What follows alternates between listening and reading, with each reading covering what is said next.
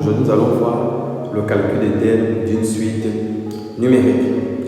Généralement, ce qu'il faut retenir, c'est que vos suites sont définies, généralement, je précise, par soit la formule explicite, comme ici en haut, soit la formule de référence. Vous allez voir la différence va se faire remarquer dans le calcul des termes. Déjà, une suite définie par sa formule explicite est une suite dont on connaît le terme général. Un est égal à n sur u. Ce genre de suite, c'est très facile de calculer ce terme. Par exemple, je calcule U0.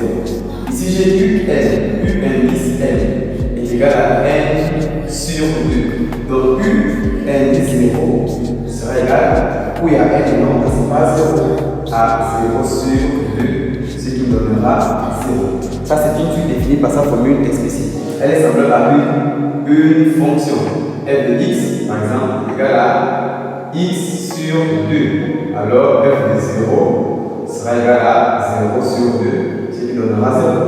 Tu peux aussi calculer u1 qui sera égal à 1 sur 2.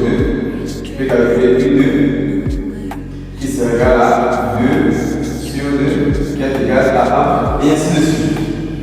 u3 qui est égal à 3 sur 2. La partie que nous suis définie par sa formule explicite, c'est que le calcul des termes est indépendant, on peut le faire rapidement. Par contre, une suite définie par sa formule de référence, c'est que nous n'avons pas le terme général de la suite, que n.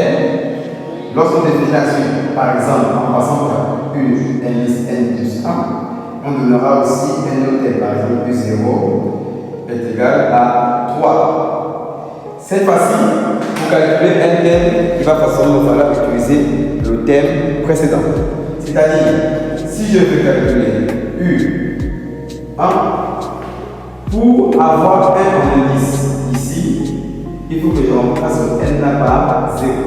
Ce qui donnera U indice 0 plus 1.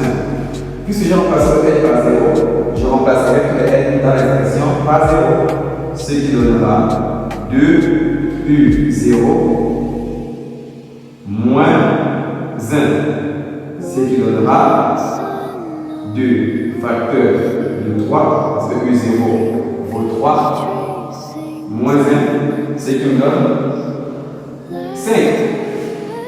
U2 par exemple, U indice 2 est égal à U indice 1 plus 1. Donc je remplace ici n par 1. Donc je remplace aussi ce n là par 1. Ça fait 2 U indice 1 moins 1, ce qui donnera